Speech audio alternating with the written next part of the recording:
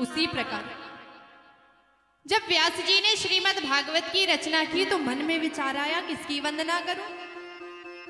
यदि कृष्ण जी की कर दूंगा तो बोलेंगे ये तो कृष्ण जी का ग्रंथ है, लेकिन ये तो सबका ग्रंथ है। तब एक वंदना गाई सत्य की और पहला श्लोक लिख दिया। जन्मादस्य यतोऽन्वयादितरु तस्यार्थभिज्ञः स्वरा तेने ब्रह्म हृदयादि कवियो महान्ति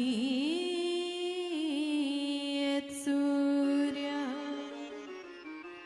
तेजो वारिमृदा यथा विनिमयो यत्र सर्गो अमृषा धाम्ना स्वेन सदा निरस्तकुहकम् सत्यं परमं धीमहि। श्रीमद् भागवत का प्रथम श्लोक। जन्मादस्य यतोऽन्वयादित, जो जन्म लेकर भी अजन्मा है, अपने ही स्वरूप से जो प्रतिष्ठित है, उस सत्य की, परम सत्य की मैं वंदना करता हूं। सत्यम परमम धीमहि। प्रथम वंदना सत्य की क्योंकि संसार में जितने भी जड़ चेतन हैं सब कुछ सत्य में है। हम सब सत्य में हैं और सत्य हम में है। अब आपने व्रत तो खूब किए, मंदिर के चक्कर तो खूब लगाए, तीर्थ तो बहुत किए, लेकिन ये देखा कि जीवन में सत्य कितना है। सत्य का श्रृंगार हमने किया है कि नहीं? धर्म क्या है? सत्य ही तो धर्म है। बाबा गोस्वामी तुलसीदास जी कहते हैं, धर्म न दूसर सत्य समाना, धर्म न दूसर सत्य समाना, धर्म न दूसर सत्य समाना, धर्म न दूसर सत्य समाना,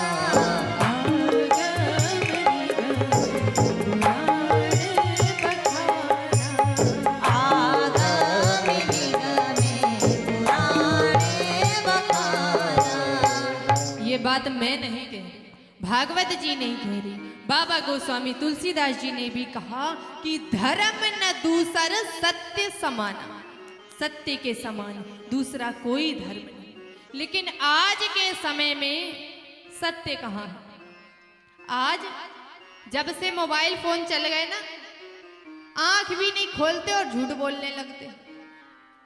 अब सवेरे सो रहे हैं महाराज, ठंडी का समय है, रजाई ओढ़ के। उधर ऑफिस से फोन आया सर का, क्यों भैया अभी तक पहुंचे नहीं? अरे सब सर नीचे हूं रोड में, ऊपर चढ़ने वाला। अब बताओ, अभी बिस्तर से उठे नहीं, मुंह धोया नहीं और झूठ बोलना चालू। अब विचार करिए दिन भर में ना जाने कितने झूठ बोलेंगे।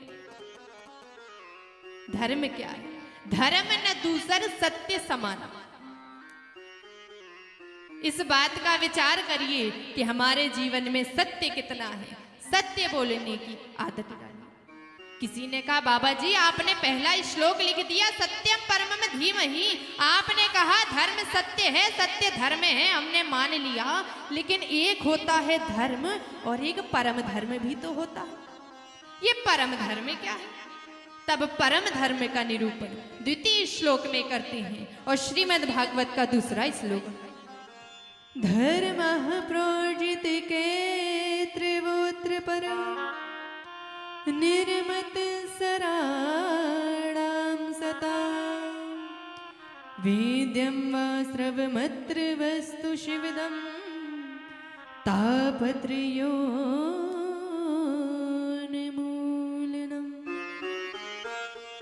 श्रीमद्भागवते महामुनिकृते किं वे परेरीश्वरः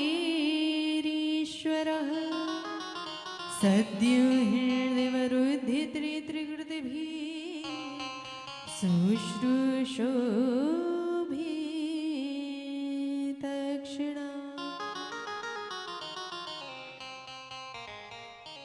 परम धर्म। श्रीमद् भागवत का द्वितीय श्लोक, धर्म प्रोजित कैत्रवोत्र पर। जीव का परम धर्म है भगवान के चरणों में निष्काम प्रीति, कोई कामना नहीं होना चाहिए।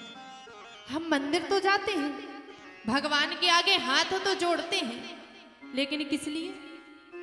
मंदिर जाएं, भगवान जी मेरे घर की छत डलवा दो, तुम्हारे मंदिर में पंखा लगवा देंगे। भगवान जी अच्छे नंबर से बिल्कुल फर्स्ट ला दो, फर्स्ट डिवीजन से पास होंगे तो तुम्हें 11 नारियल चढ़ाएंगे। एक बात बताइए, क्या संसार के लोग कम पड़ गए जो हम भगवान को भी रिश्वत देने पहुंच गए? अरे उन्हें आपके पंखे, आपके नारियल, आपके लड्डू से क्या लेना देना? संसार को चलाने वाले, उन्हें क्या मतलब आपके 11 नारियल से?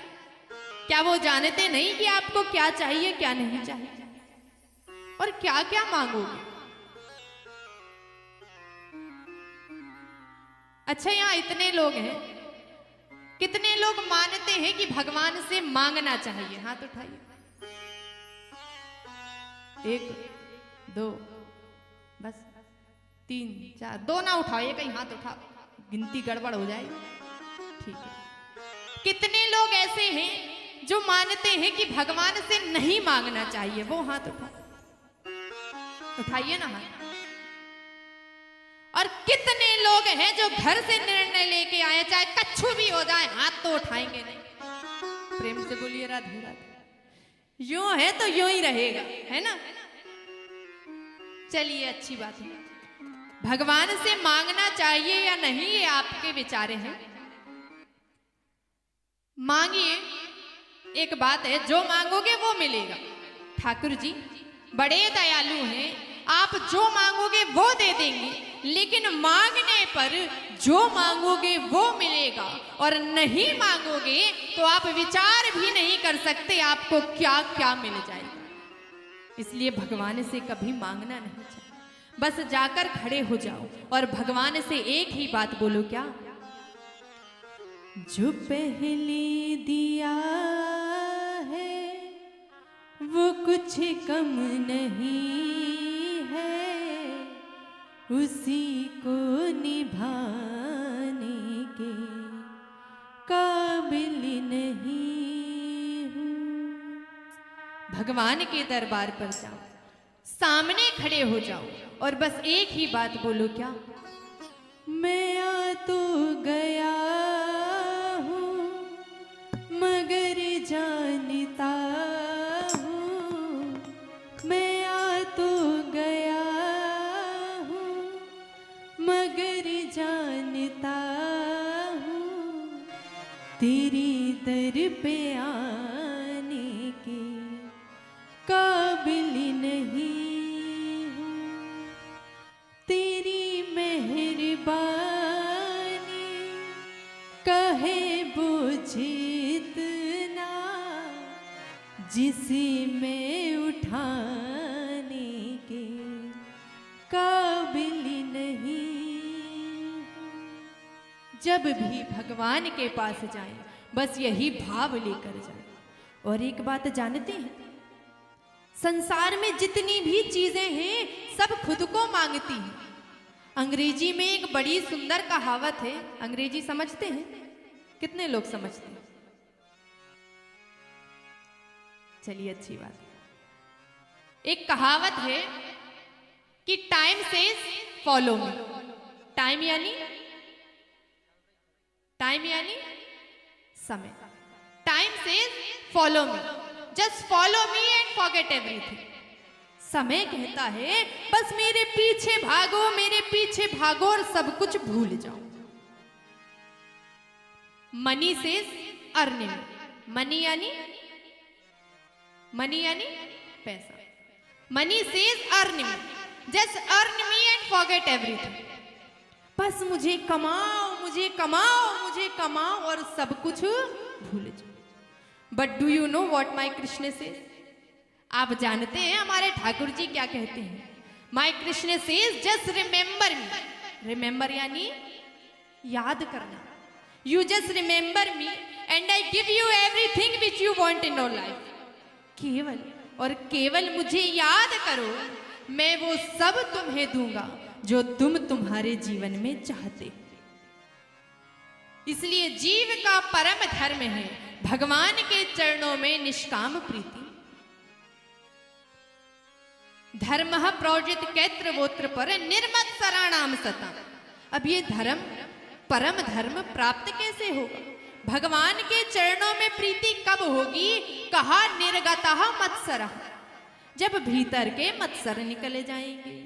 भीतर के मत्सर ये क्या है? बोले भीतर मत्सर होते हैं, काम, क्रोध, लोभ, मोह, अभिमान, ये मत्सर है। ये हमें भीतर से परेशान करते हैं। वैसे देखा जाए तो बाहर भी परेशान करने वाले हैं, लेकिन उनका नाम थोड़ा अलग है। उनका नाम होता है मच्छर। मच्छर हमें परेशान करते हैं, उनके लिए तो बहुत सारे उपाय हैं। मच्छरदानी लगाएंगे, वो क्या बोलते हैं, कछुआ छाप, कछुआ छाप जलाएंगे, ओडोमोस लगा लेंगे। बाहर के मच्छरों के लिए तो है उपाय, लेकिन भीतर के मच्छर के लिए क्या? तो कहा भीतर के मच्छर के लिए है भगवान की कथा। भगवान की कथा ही सुनना चाहिए, भगवान की कथा ही गुनना चाहिए। और कैसी है ये कथा? कहा शिवदम शिवम ददाति कल्याणम इति शिवदम, कल्याण प्रदान करती है। और कल्याण करने वाली ये कथा अभी आपने सुनी नहीं? आप घर में बैठे हो, मन में विचार आया चलो 12 बज गए, जाएं कथा सुनकर आए। और जिस घड़ी, जिस क्षण, जिस पल आप खड़े हुए चलने के लिए, उसी घड़ी, उसी क्षण, उसी पल गोविंद का हाथ आपके सिर पर हो गया, फिर तो मार्ग में गोविंद भी मिल जाए तो कोई बड़ी बात नहीं। भगवान की ये कथा है।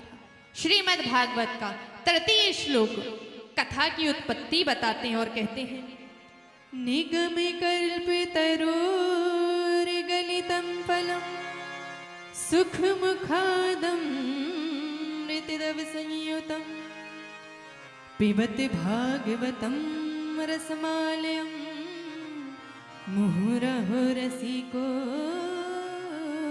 भुवि भावुका। तीसरा श्लोक, निगम कल्प तरोर गलितम फलम। निगम कहते हैं वेद को, और कहा कि वेद रूपी विशाल कल्प वृक्ष है, वेद रूपी विशाल वृक्ष से भागवत रूपी फल टपका। किसी ने कहा बाबा जी आपने कहा कि वेद रूपी विशाल वृक्ष से भागवत रूपी फल टपका, तो ये फल तो फूट गया होगा, क्योंकि कोई भी चीज जब गिरती है तो फूटती है, तो ये तो फूटा फल है। व्यास जी मुस्कुराते, भैया एक बात बताओ, वेद रूपी विशाल कल्प वृक्ष की सर्वोच्च शाखा पर कौन है?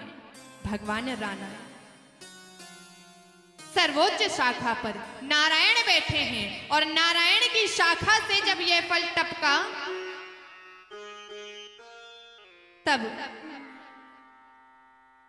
व्यास जी की शाखा पे आके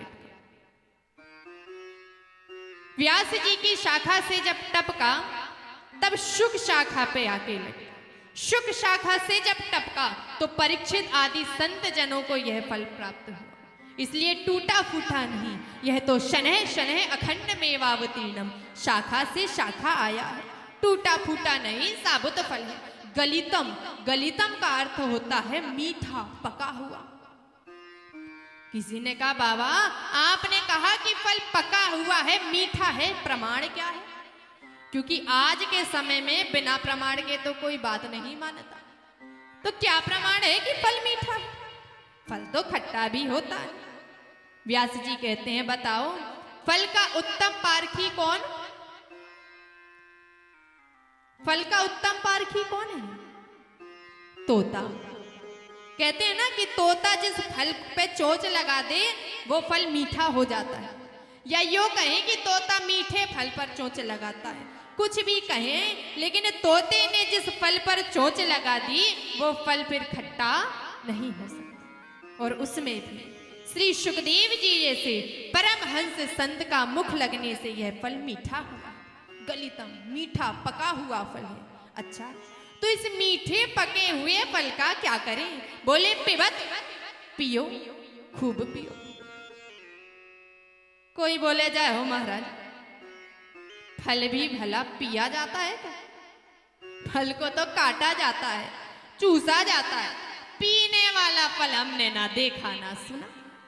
व्यास जी मुस्कुराते हैं, भैया केवल वही फल काटे और चूसे जाते हैं जिनमें छिलका और गुठली होता है, लेकिन भागवत रूपी फल में ना छिलका है ना गुठली है, यह तो रसो वही है।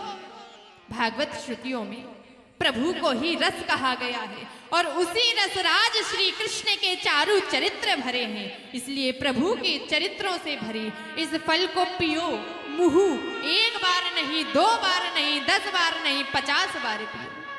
भगवान की कथा सुनकर कभी यह नहीं कहना चाहिए कि अरे क्या सुनी, पिछले साल हो रही थी, परसों उस गांव से सुनकर आए थे, कल उसके यहाँ से सुनकर आए थे, वही तो कृष्ण जी हैं, वही तो कथा है, क्या सुनी। यह विचार कभी भी नहीं लाना चाहिए, क्योंकि राम कथा कहती है, रामचरित जी सुनते अघाही, रस विशेष जाना तिन नाही।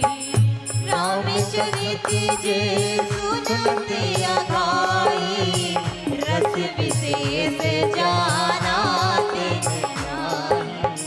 जिन हरि कथा सुनी नहीं गाना, श्रवण रंध्र यही भवन समाना। जिन हरि कथा सुने नहीं गाना, श्रवण रंध्र यही भवन समाना। जय सिया राम, जय जय सिया रामा, जय सिया राम, जय जय सिया रामा। जय सिया राम, जय जय सिया रामा, जय सिया राम, जय जय सिया राम। क्या कहा?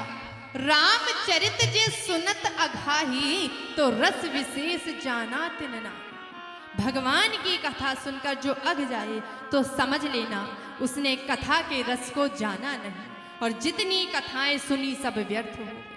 और जिन हरि कथा सुनी नहीं काना, श्रवण रंध्र अहि भवन समाना। जिस कान ने भगवान की कथा नहीं सुनी वो कान अहि यानी सर्प।